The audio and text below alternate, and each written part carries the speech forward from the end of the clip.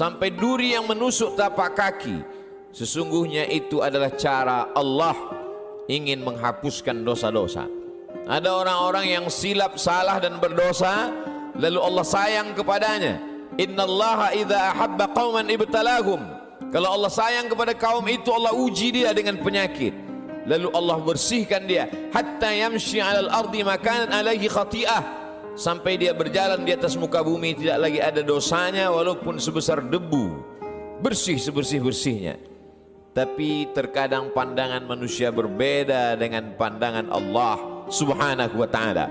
Allah menguji manusia membuat derajatnya naik. Allah menguji manusia membuat dosanya hilang. Allah menguji manusia membuat dia sabar, dan ketika dia sabar Allah berikan balasan. Innama yuwaffas sabiruna ajrahum bighairi hisab. Balasannya tidak dapat dihitung oleh manusia. Tapi kemudian manusia memandang inilah orang yang terlaknat karena sering sakit, inilah orang yang terlaknat karena selalu banyak kesulitan, kesusahan dalam hidupnya. Padahal orang yang terlaknat adalah orang yang ketika diberikan nikmat, manusia menganggap, menyangka itu nikmat, padahal itu hanyalah azab yang tertunda. Apa kata Allah Subhanahu wa ta'ala? Sanastadrijuhum, kami berikan mereka istidraj min haitsu la ya'lamun, tanpa mereka sadari mereka sedang dipermainkan Allah Subhanahu wa ta'ala. Orang menyangka mereka adalah orang-orang yang diberi nikmat, padahal sesungguhnya dia sedang dipermainkan dengan azab tapi berbaju nikmat. Nabi menjelaskan ayat ini, innallaha la yumli lizalim. Allah Subhanahu wa ta'ala mengulur orang-orang yang zalim, yang aniaya. Diulur umurnya panjang, diulur rezekinya banyak, diulur keluarga anaknya sehat, lengkap, sempurna, tapi justru itu menjauhkan dia dari Allah Subhanahu wa ta'ala. Ada manusia ini perbuatannya jauh dari Allah, tapi istrinya dekat kepada Allah. Ada manusia ini keluarganya jauh dari Allah, tapi pekerjaannya dekat kepada Allah. Laknat adalah ketika tiga-tiga yang ada dalam diri manusia semuanya jauh dari Allah Subhanahu wa ta'ala. Tabbat syada Abi Lahab wa tab. Abu Lahab dilaknat Allah. Apa yang pertama jauh dari Allah Subhanahu wa ta'ala? Ma aghna anhu maluhu. Hartanya yang banyak justru membuat dia semakin jauh dari Allah. Wa ma kasab. Usahanya, pekerjaannya, perbuatannya, aktivitasnya juga membuatnya jauh dari Allah. Wa mra'atuhu hammalatal hatab. Perempuan yang mendampingi dirinya juga membuat dia semakin jauh dari Allah Subhanahu wa ta'ala. Jangan sampai kita salah pandang. Karena salah berfikir, maka kita akan salah melihat, salah berbicara. Akhirnya kita akan su'uzan kepada Allah Subhanahu wa ta'ala. Di mana keadilan Allah? Mengapa orang yang tidak berbuat pahala, tidak pernah berbuat sedekah, tidak pernah melaksanakan salat, badannya sehat, umurnya panjang, rezekinya melimpah? Di mana keadilan Allah? Salah faham, salah fikir, salah pandang, salah bicara. Padahal sesungguhnya Allah Subhanahu wa ta'ala sedang berbuat seadil-adilnya.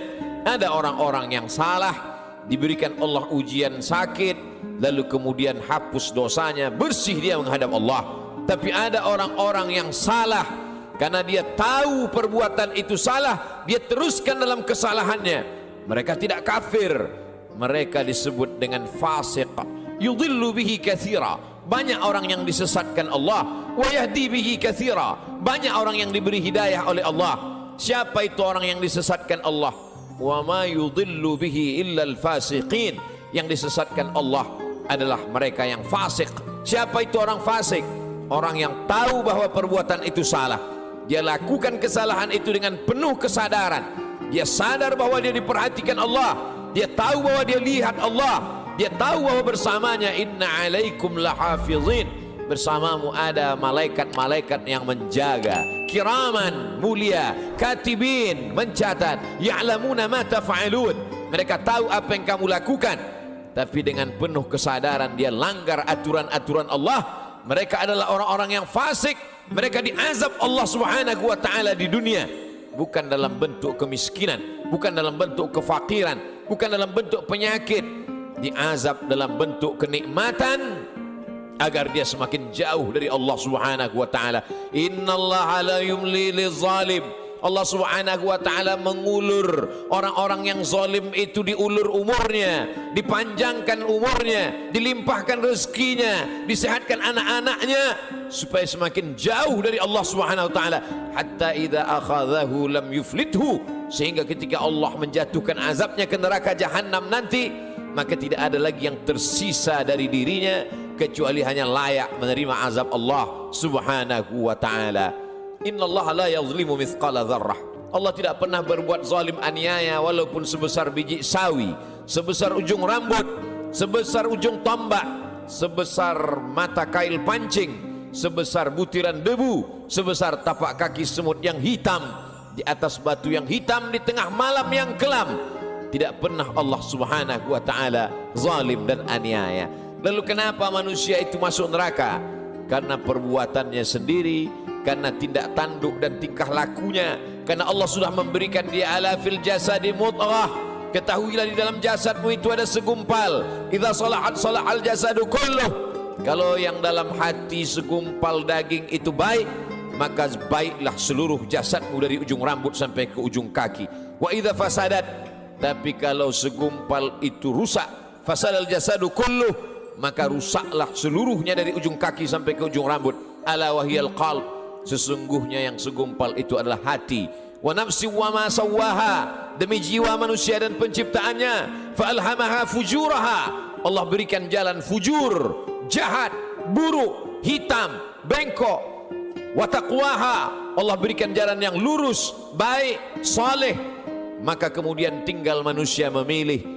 Manusia memilih. Qad aflaha man zakkaha, beruntunglah orang yang mensucikan hatinya, lalu dia memilih jalan yang diberikan Allah Subhanahu wa taala. Wa qad khaba man dassaha, rugi sia-sialah orang yang mengotori jiwanya, lalu dia mengotori dirinya, lalu kemudian dia kembali kepada Allah dengan pakaian dosa, lalu kemudian dia heran sendiri melihat dirinya di hadapan Allah. Ya Rabb, ma li hadzal kitab, mengapa buku catatan dosa amal perbuatan saya ini la yughadiru saghiratan, semua yang kecil-kecil, wala kabiratan, semua yang besar-besar, illa ahsaha, semua tercatat tertulis dalam buku yang nyata. Allah Subhanahu wa taala berkata padanya saat itu, Iqra, bacalah. Di dunia kita diperintahkan membaca Al-Quran bersama para kiai, guru, abaib, alim ulama. Kita diperintahkan membaca kitab-kitab. Tapi saat itu kita diperintahkan Iqra kitabak, baca buku catatan amalmu. Kafa bi nafsika al-yawma 'alaika hasiba, cukuplah itu sebagai alat untuk menghitung segala perbuatanmu. Tapi saat itu apa daya, apa yang dapat dilakukan manusia? Penyesalan tak lagi bermakna. Saat itu dia hanya dapat mengutuk dirinya. Saat itu wasiqal ladzina taqaw rabbahum, orang-orang yang takut kepada Allah, maka dia akan digiring, dibawa ilal jannati zumara, masuk ke dalam surga berjamaah. Sampai di pintu surga, apa kata malaikat menyapa? Salamun, selamat kamu, tibtum, kamu sudah berbuat baik, fadkhuluha khalidin, masuklah kamu ke dalam surga khalidin, kekal selama-lamanya. Mendapatkan salam dari pejabat, mendapatkan salam dari orang kaya, betapa bangga, betapa terhormatnya. Ini bukan salam dari makhluk. Salamun qawlan min rabbir rahim, salam dari Allah Subhanahu wa taala. Jibril pernah menitipkan salam kepada Sayyidatuna Aisyah Ummul Mukminin. Betapa senangnya mendapatkan salam dari makhluk yang tak berdosa, malaikat. Tapi ini salam dari Allah Subhanahu wa taala. Salamun, salam bersih, suci, tak ada noda dan dosa. Min rabbir rahim, dari Allah yang tak ada kotoran, subhanahu, maha suci, wa ta'ala, maha tinggi dari makhluk. Lalu siapa yang mendapatkan salam dari Allah itu? Yang mendapatkan salam dari Allah juga orang-orang yang hatinya salam. La yanfa'u malun, hari itu tak ada guna harta, wala banun, tak ada guna anak, illa man atallaha, kecuali orang-orang yang datang menghadap Allah biqalbin salim, dengan hati yang bersih, dengan hati yang suci. Tubuh manusia penuh dengan kotoran. Tubuhnya dari daging, dari darah, dari tulang, dari kuku dan bulu, hancur busuk menjadi nanah, nanah menjadi santapan cacing tanah, kotor, bau, hina, rendah. Tapi kemudian dia menjadi mulia karena hatinya yang bersih mengingat Allah subhanahu wa ta'ala. Aneh, ajaban, manusia itu memang makhluk yang benar-benar aneh, diciptakan dari sesuatu yang kotor, rendah, hina. Lalu kemudian setelah ditiupkan roh ke dalam jasadnya, faqa'u lahu sajidin, semua makhluk-makhluk malaikat bersujud kepadanya. Lalu kemudian Allah subhanahu wa ta'ala mengujinya. Setelah makhluk bersujud kepadanya, maka iblis menggodanya. Tergoda dia dengan segala yang apa dia lihat di dunia. Semua yang dia pandang menggoda, semua yang dia dengar juga menggoda hati kecilnya. Tapi ada orang-orang yang diberikan Allah subhanahu wa ta'ala istiqamah. Alladzina qalu rabbuna Allah, mereka berkata Rabbku Allah, summa istaqamu, setelah itu dia istiqamah, maka Allah berikan balasan. Tatanazzalu alaihimul malaikah, turun kepada mereka malaikat. Apa kata malaikat? Berkata, alla takhafu, jangan kau takut, wala tahzanu, jangan kau sedih. Karena memang penyakit manusia hanya dua saja.